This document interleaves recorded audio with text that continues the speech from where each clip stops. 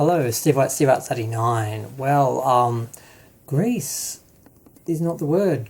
Greece is in trouble. I don't know how serious this sort of stuff is, but it is annoying. Apparently, Greece recently screened, I think it was in Britain, in the was it on BBC or something? After Christmas or recently. BBC One on Boxing Day. BBC One on Boxing Day. And a bunch of people had problems with it. They were triggered. God. Now, we've been through Gone with the Wind. That was briefly cancelled and then reinstated with a warning, which is fine.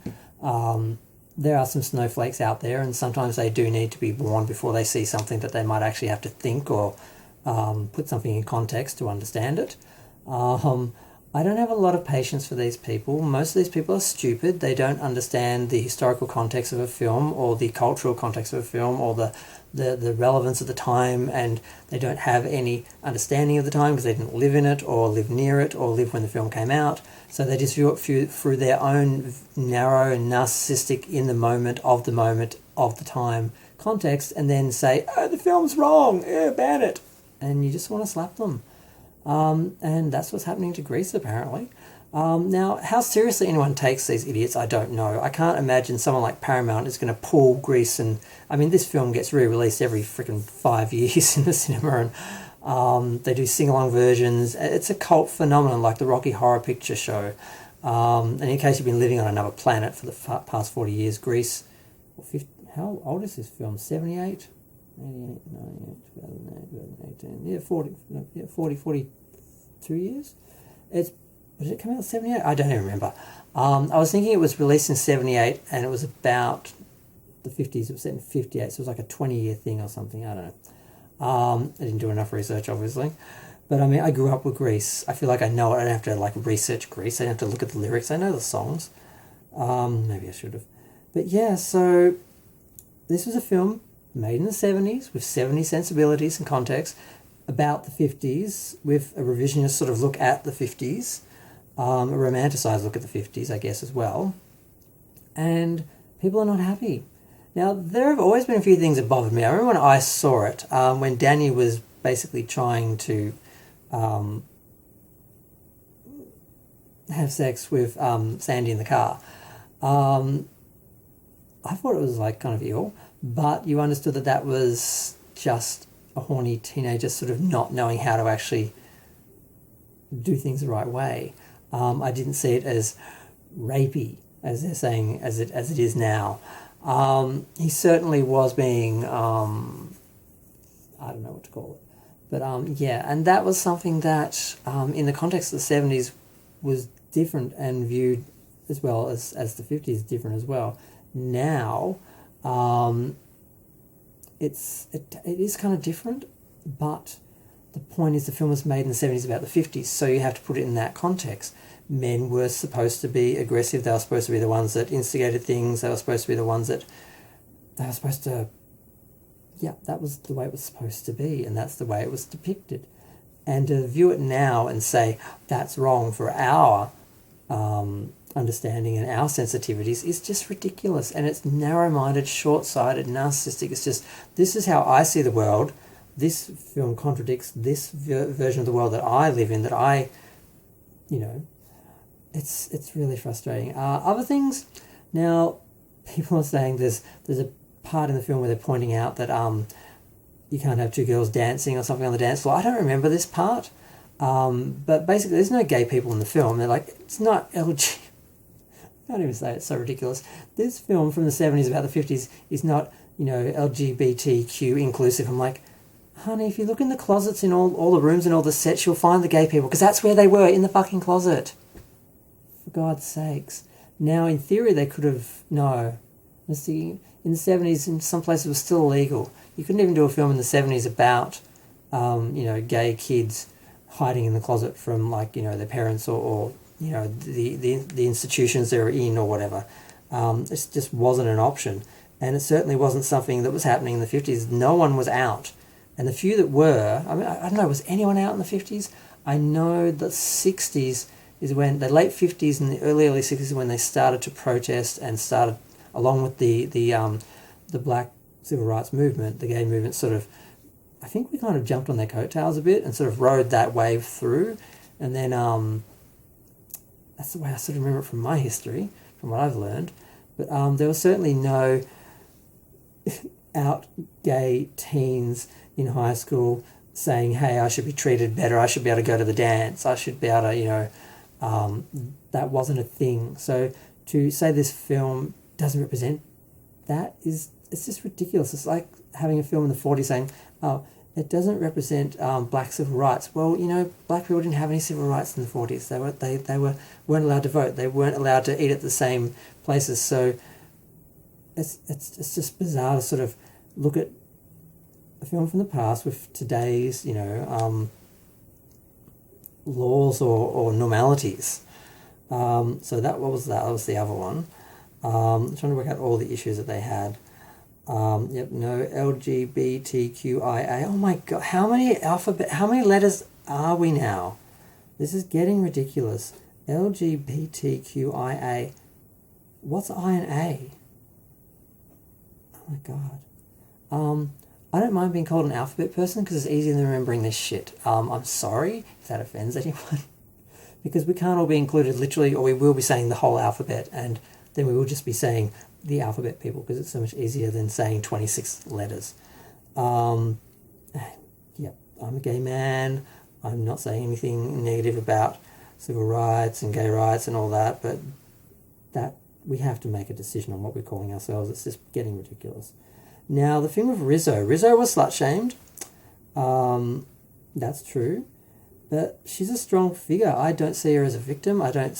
We see her side of it, so I don't see any issue with that. Now, the whole thing with Sandy and her change at the end of the film, I kind of felt a little bit like that when I saw it. I sort of felt like, why is she becoming, this slut, basically, to fit this male sort of ideal or whatever.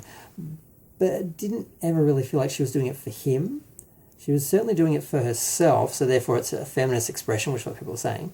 But it still felt like some level of conformity, and I'm like, why couldn't she just be herself? Now, if she wasn't really that self, and that was like the repressed version that she felt like she had to be, because someone's pointing out they both sort of lose their inhibitions when they are together without, outside of their groups and society when they meet up. Then when they go back into their normal lives after school starts up, they're both in these roles, and they both have to kind of break these roles. To sort of find who they are and be themselves and sort of be together. So I sort of get it on that level, but I always did feel like there was a little bit of sexism in that. Not necessarily that she was made to do it or had to do it, but that she felt she had to do it, or her perspective of what she wanted to be was based on, the expectations, the ideals, the whatever, the fantasies of the men. So I did always feel like that was a bit But you always felt like it was just a performance, and she was still sort of her, but just wearing a slutty outfit. I don't know.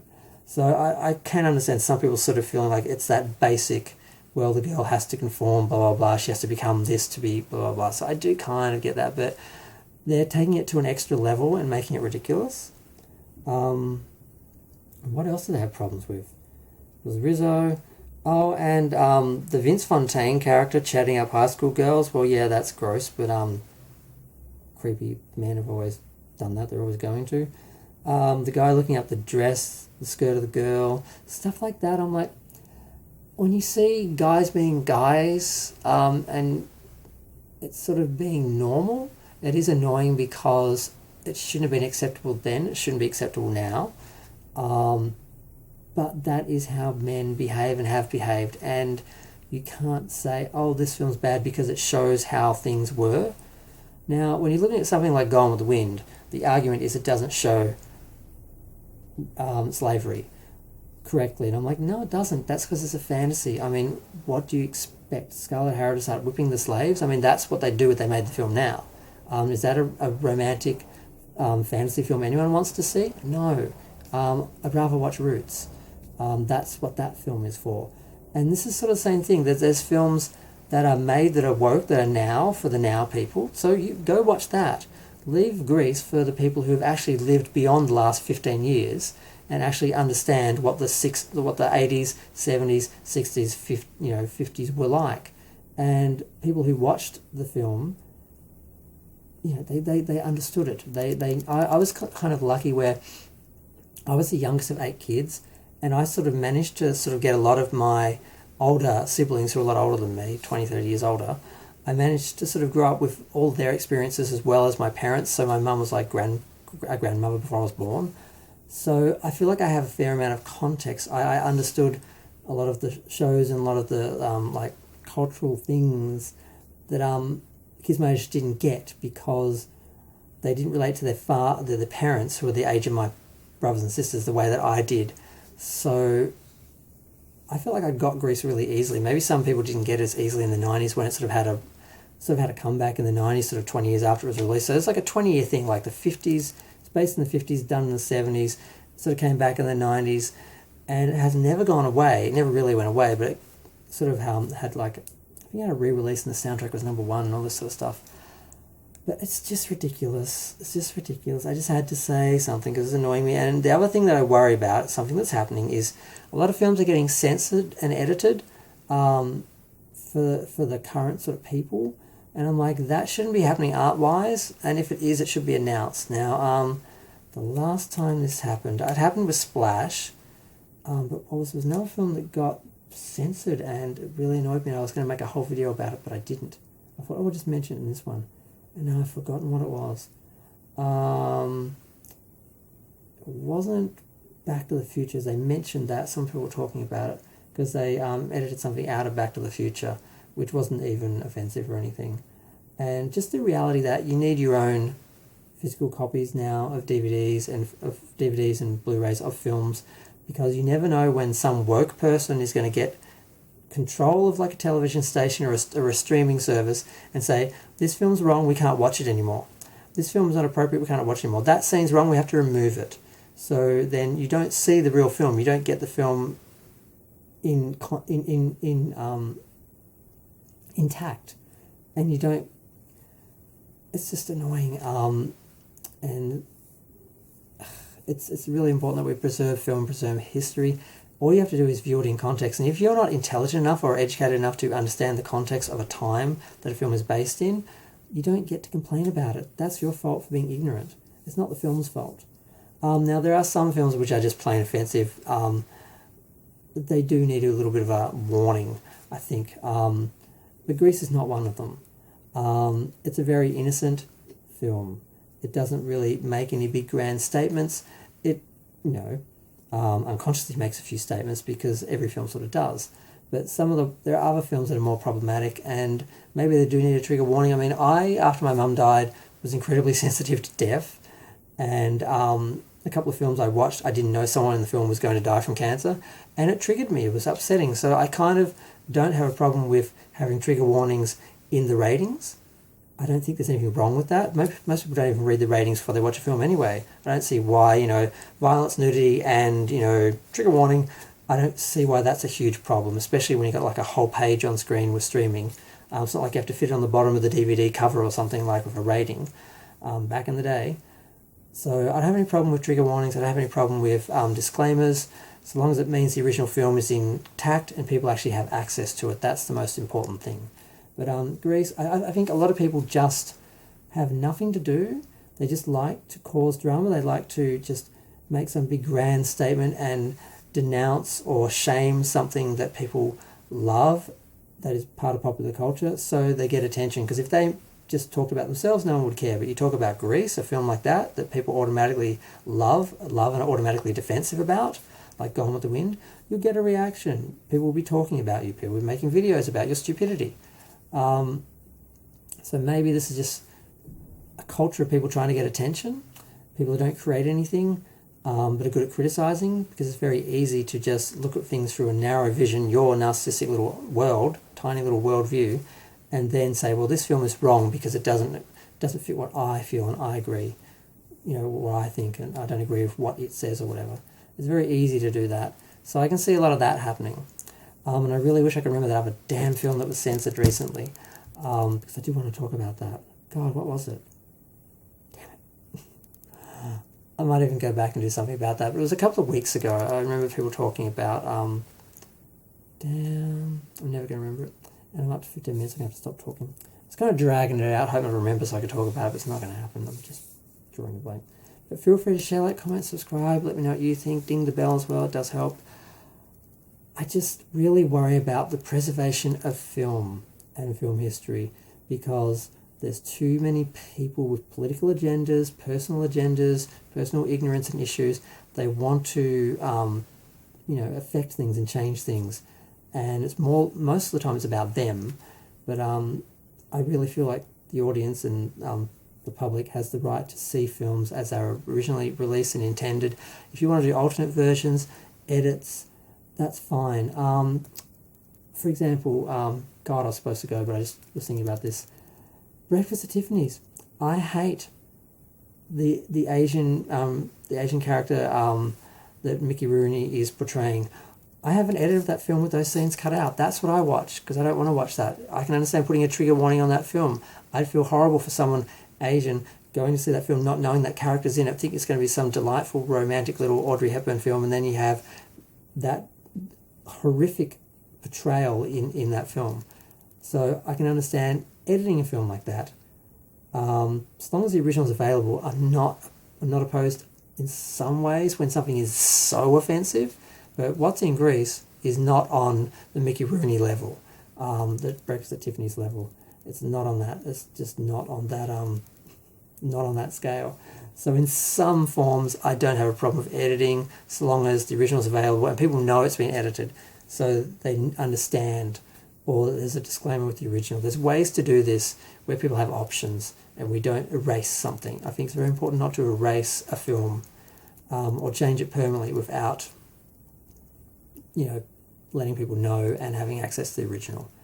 But yeah, I really should stop talking. But I do feel passionately about this, but it's already 17 minutes, which is way too long. And I do have to add that this came to me through Facebook from a guy I know called Lee Gambin. God, I know him, but I don't know his name. It's just Lee. He runs, or is part of Cinemaniacs. He also writes for a lot of magazines and writes books and everything.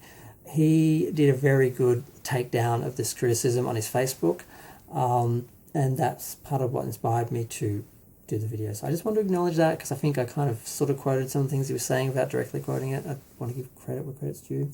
But I really am going to go. Feel free to let me know what you think.